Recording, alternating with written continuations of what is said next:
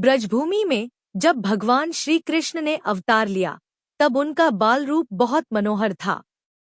वे गायें चराते, सखाओं के संग खेलते और अपनी मधुर बांसुरी की धुन से पूरे वृंदावन को मोहित कर देते।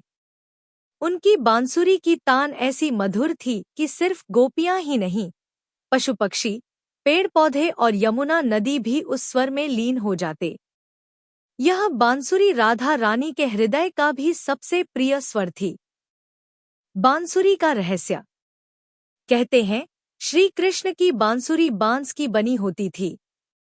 वह बांस किसी जंगल से लिया गया था, जिसने खुद भगवान से कहा था, हे प्रभु, मुझे अपनी सेवा में लीजिए। मुझे खोखला कर दीजिए, पर आपकी सांसों से मुझे जीवन दीजिए। बांस ने अपनी अहंकारहीनता और समर्पण के कारण श्री कृष्ण के हाथों में स्थान पाया। श्री कृष्ण ने उसे बांसुरी बनाया, और जब श्री कृष्ण उसमें फूंक भरते तो वो दिव्य स्वर निकलता जो आत्मा को परमात्मा से जोड़ता। राधा और बांसुरी। राधा जी से जब किसी ने पूछा, आपको श्री कृष्ण की सबसे प्रिय वस्तु क्या लगती है? राधा मुस्कुराकर बोली, वो बांसुरी जिसे कृष्ण अपने होठों से लगाते हैं, जो उनके प्राणों की साक्षी है।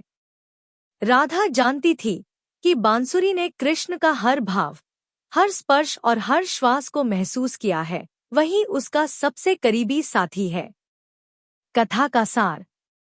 बांसुरी एक प्रतीक है निस्वार्थ प्रेम, समर्पण और त्याग का। वह खोखली है, पर प्रभु की सांसों से जीवंत है। ठीक वैसे ही जो खुद को खाली करता है अहंकार, लोभ, मोह से, वही ईश्वर का माध्यम बन सकता है। अंत में जब श्री कृष्ण द्वारका चले गए और वृंदावन पीछे छूट गया, तब उन्होंने अपनी बांसुरी कभी न बजाई।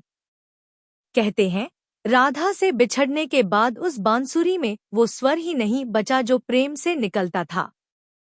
और अंत में श्री कृष्ण ने उसे यमुना के किनारे वृक्ष के नीचे रख दिया और फिर कभी नहीं उठाया। यह कथा हमें सिखाती है कि जब हम अपना अस्तित्व प्रभु को